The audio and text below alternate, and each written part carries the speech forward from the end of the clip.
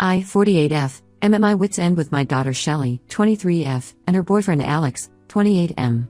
The situation has gotten completely out of hand, and I need advice on how to handle this mess. This will be a long post, so please bear with me. I never thought I would be writing something like this about my own daughter. First, some background. Shelley has always been a smart girl but somewhat impulsive with her decisions. After her father passed away when she was 10, I met Tom, 51M, and we got married when she was 12. Tom has been an amazing stepdad, always treating Shelley like his own daughter. He even paid for her college education and helped her get her first apartment when she graduated. 6 months ago, Shelley moved back home after losing her job at a marketing firm. She had worked her way up to junior account manager in just 2 years, but got laid off during company restructuring. The layoff hit her hard because she had just signed a lease on a new apartment and bought a car. Tom and I helped her break the lease and took over her car payments temporarily. We have a comfortable 3-bedroom house in a nice neighborhood, and initially, we were happy to help her get back on her feet. 3 months ago, Shelley started dating Alex, who she met through a mutual friend at the local bar. At first, Alex seemed decent enough. He had a job in IT at a local company and his own apartment. He would come over for dinner sometimes, usually bringing wine or dessert. While Tom wasn't his biggest fan, something about Alex's stories didn't add up. We tried to be welcoming for Shelley's sake.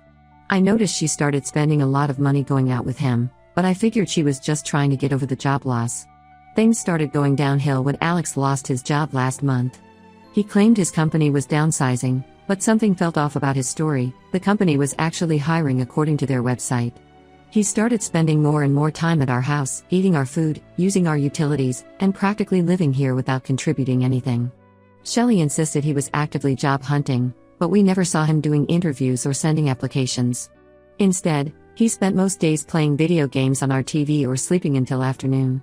The real issues began when I noticed money missing from my wallet. First it was just $20, then $50, then larger amounts. At first, I thought I was being forgetful about my spending. I even wrote down all my expenses to track them. Then my credit card statement showed several unauthorized transactions at local bars, gaming stores, and even some online gambling sites. I confronted Shelley, and she broke down, admitting that Alex had taken my card because they were desperate for money. She promised to pay it back and swore it wouldn't happen again. She said Alex had a gambling problem but was getting help for it.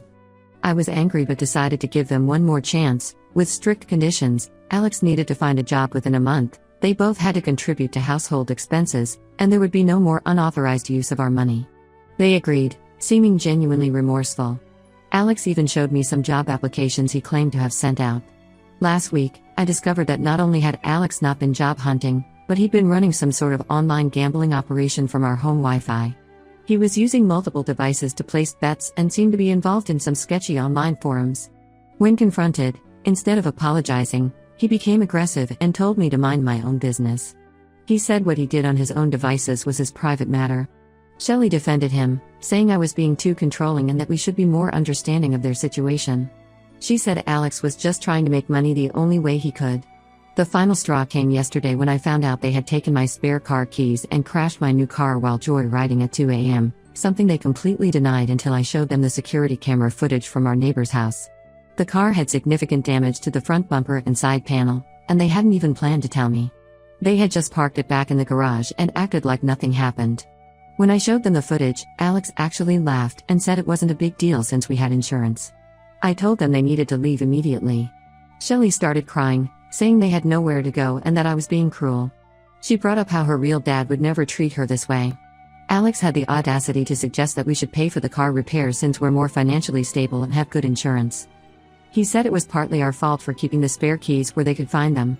Tom backed me up, saying they had crossed every reasonable boundary, but Shelley accused him of never really being her father and just wanting to get rid of her. She said he was jealous of her relationship with Alex. Now they're both upstairs, refusing to leave, claiming tenant rights since they've been here over 30 days. Shelley is threatening to cut contact if we force them out, and she's been telling family members that we're throwing her out on the streets for no reason. She's called my sisters and even Tom's parents, spinning some story about us being controlling and trying to ruin her life. I feel terrible about the situation, but I don't think I'm wrong for wanting them out. They've stolen from us, lied repeatedly, and shown zero respect for our home or belongings. The unauthorized charges on my credit card total over $3,000, and the car damage is estimated at $4,500. Still, she's my only daughter, and I'm worried about what will happen to her with Alex, who clearly has a negative influence on her. I can see she's changed since meeting him. She's become secretive, defensive, and seems to have lost all sense of responsibility. My husband thinks we should proceed with formal eviction and possibly press charges for the theft and car damage, but I'm torn. Am I being too harsh? Should I give them another chance? I need outside perspective on this situation. Edit. Thank you for all the responses. To clarify some points, yes, we have documentation of the theft and unauthorized card usage, but we didn't file a police report because Shelley begged us not to, saying it would ruin Alex's future job prospects. Also, they haven't paid any rent or contributed to household expenses despite promising to do so multiple times. We've spent over $2,000 on groceries alone since Alex moved in. Update 1, it's been 2 weeks since my original post, and I can't believe how much more complicated things have gotten. First, I want to thank everyone for their advice and support. Reading your comments helped me stay strong through what I'm about to share. The day after my post, following the advice of many commenters and our lawyer, we served them with a formal eviction notice, giving them 30 days to leave. We had a police officer present when we delivered the notice, just to be safe. Their initial reaction was pure shock. Shelley's face went white, and Alex actually laughed, saying we couldn't be serious. I don't think they believed we'd actually go through with it. Then things got really ugly. That same evening, Alex started making posts on social media about how Tom had physically threatened him with a baseball bat, completely false, and that we were discriminating against him because of his ethnic background, also false. We didn't even know his background until he mentioned it in these posts. He even tried to claim that he had partial ownership of our house because he'd fixed a leaking faucet and painted one wall in their room. He was telling everyone that he had invested money in home improvements and we were trying to steal his investment. The real bombshell came the next day when my sister Janet called me in tears. Apparently, Shelley had been telling everyone in the family that she was 3 months pregnant, and we were heartlessly throwing out an expecting mother in the middle of winter. She had even sent a fake ultrasound picture to some family members. We later found out she downloaded it from Google. I confronted her about this, and after hours of denying it, she finally broke down and admitted it was all made up. She said she thought if people believed she was pregnant, they would pressure us to let them stay. But it gets so much worse. While Tom was cleaning the garage that weekend, he found some suspicious shipping labels. After a quick search, we discovered that Alex had been selling our belongings on various online marketplaces, including my deceased mother's jewelry collection that I had been saving to give to Shelley on her wedding day. These were irreplaceable family heirlooms, including my grandmother's engagement ring. When confronted, Shelley first claimed they were just holding the items for safekeeping because they thought someone had been breaking into houses in the neighborhood. But we found most items in their room, carefully packed and ready to be shipped to buyers, along with a notebook containing a list of our valuables and their potential resale values. We immediately called the police to file a report about the theft. Shelley became hysterical, throwing herself on the floor, saying we were ruining her life and Alex's future. She screamed that we never loved her and just wanted an excuse to get rid of her.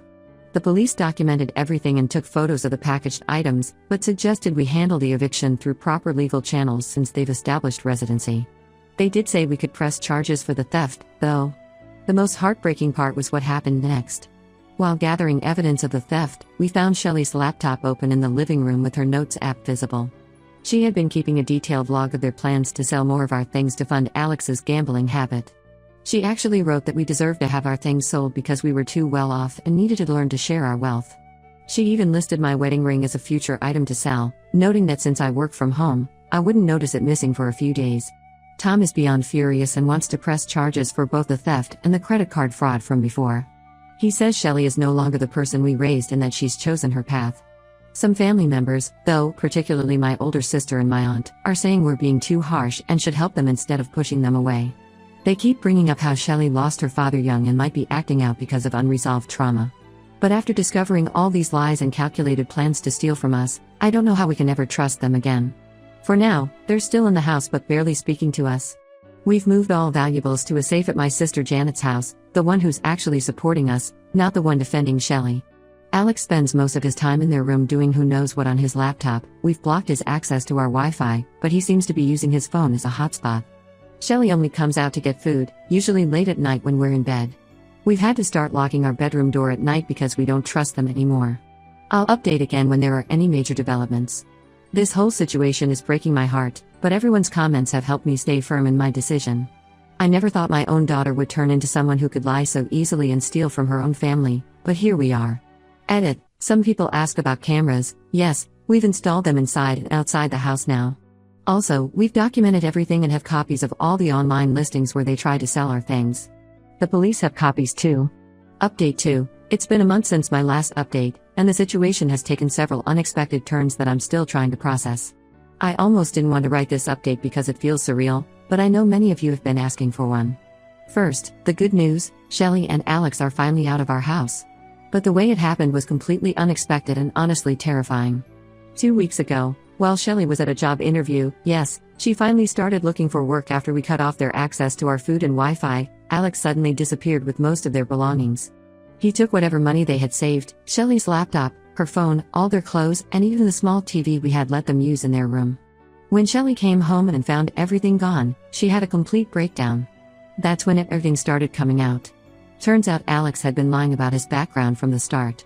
His real name is Andrew Miller, he's actually 35, not 28, and he's still legally married with 2 kids in Michigan. He's been using the name Alex Chen and a fake birth date on all the documents he showed us. Shelly found this out when she finally went through his wallet after he left and found his real ID hidden in a secret compartment. She also confessed something that made my blood run cold. They had opened several credit cards in my name using the information they stole from our home office. I immediately checked my credit report and found over $15,000 in fraudulent charges spread across 5 different cards. They had been using these cards for months, carefully making minimum payments from my checking account, which explained some of the missing money, to avoid raising suspicion. They had even opened a card in Tom's name but hadn't used it yet. We filed a police report immediately, and that's when we learned the full extent of Alex/Andrew's scams. The detective told us he has a history of similar cons in 3 other states. His pattern is usually the same: he finds vulnerable young women, moves in with them or their families, runs up debt in their names, and disappears with whatever he can steal. In one case, he convinced a family to remortgage their house to invest in a fake business opportunity. Shelly is cooperating with the investigation now, but she's completely broken. She finally admitted that she knew about some of his lies. She had caught him in several inconsistencies but was too embarrassed to admit she'd been fooled. She said he always had a way of explaining things that made her doubt her own judgment. She also revealed that he had been pressuring her to convince us to add him to our house deed, claiming it would help his credit score for their future together. Tom's reaction surprised me. While he's still angry about the credit card fraud and theft, he's being supportive of Shelly now. He says she's still young and deserves a chance to learn from this mistake. He pointed out that Alex/Andrew was clearly a practiced con man who knew exactly how to manipulate people. However, Tom is firm that she needs to move out and take responsibility for her actions, no more enabling. The police are building a case against Alex/Andrew, and apparently, we weren't his only victims during his time here. He had been running similar scams with at least 2 other families in our area. One family lost over $30,000 to his investment scam. The detective says they're working with authorities in other states to track him down. I'm working with the credit card companies to dispute the fraudulent charges, and thankfully, they're being understanding since we have a police report. We've frozen all our credit reports and are working with a fraud specialist to protect ourselves going forward. The detective advised us to check all our accounts carefully as these types of scammers often have ways of accessing accounts even after they're gone. For now, Shelly is staying with her friend while she looks for her own place. She's been giving statements to the police and trying to piece her life back together. I can see she's genuinely remorseful, but there's a long way to go before we can trust her again. She's started applying for jobs and has promised to pay back whatever she can of the stolen money. I'll update again if anything major happens, especially if they catch Alex/Andrew. The detective seems confident they will, as he apparently always tries this scam again in another state. Edit: for those asking about our house security, yes, we've changed all locks, security codes, and passwords. We're also installing a new security system this week. Update 3, final update. It's been 3 months since everything fell apart, and I think it's time for a final update. A lot has changed, mostly for the better, but there are still some complicated feelings to work through. The biggest news is that Alex/Andrew was caught trying to pull the same scam in Florida. He had already moved in with another woman and her family, using yet another fake name, when one of the detectives working our case recognized him from surveillance footage at a local casino. He tried to run but was caught, and he's now facing multiple fraud charges in 3 different states. The detective said they found notebooks detailing all his scams, including plans to target more families in the area. Shelly had to testify against him in the preliminary hearing. It was hard for her to face him, but she did it.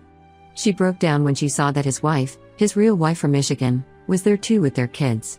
Apparently, he had been doing these scams for years while telling his wife he was traveling for work. The prosecutor says he's looking at significant prison time given the amount of money involved and the number of victims. On the financial front, things are slowly getting resolved. The credit card companies forgave the fraudulent charges after we showed them the police reports and court documents. We're still dealing with some paperwork, but at least we're not on the hook for the $15,000. We also recovered some of our stolen items that Alex had pawned, including my mother's jewelry, though several pieces are still missing. Shelley has moved into a small apartment and found a steady job at my friend's company. She's in the accounting department. Ironic, I know, but they're keeping a close eye on her. She's paying her own bills and has even started setting aside money to repay us for what she helped steal. It's not much, but it's a start. She knows it will take years to pay back everything, and even longer to rebuild trust. Tom and Shelley have started rebuilding their relationship, but it's a slow process. She finally gave him a real apology for the horrible things she said and admitted she was wrong about everything. They meet for coffee once a week to talk. Tom says she reminds him more of her old self now, the person she was before Alex came into our lives. As for me, I'm still processing everything. We've installed better security systems and cameras around the house, upgraded our home office security, and I check our credit reports religiously now. I've become much more cautious about who I trust, maybe too cautious sometimes. The whole experience has changed me in ways I'm still discovering. Shelley visits for dinner once a week, but she knows she can't live with us again. That's a firm boundary we've set. She's actually starting to understand why we need these boundaries, which shows real growth. Some weeks are better than others. Sometimes we can talk and laugh like before, other times it's still awkward and tense. Some family members, especially my older sister, still think we should have been more forgiving and let Shelley move back home. They say she was a victim too. While that's partly true, we've learned that sometimes love means letting people face the consequences of their actions. Shelley seems to be learning this lesson too. I'm sharing this final update because I want people in similar situations to know that it's okay to set boundaries with family, even when it's painful. Sometimes the kindest thing you can do for someone is to stop enabling them and let them stand on their own feet. For those wondering about Alex/Andrew's other victims, they've formed a support group and are working together with the prosecutor's office. Some of them have reached out to thank Shelley for testifying, as her testimony helped build a stronger case against him.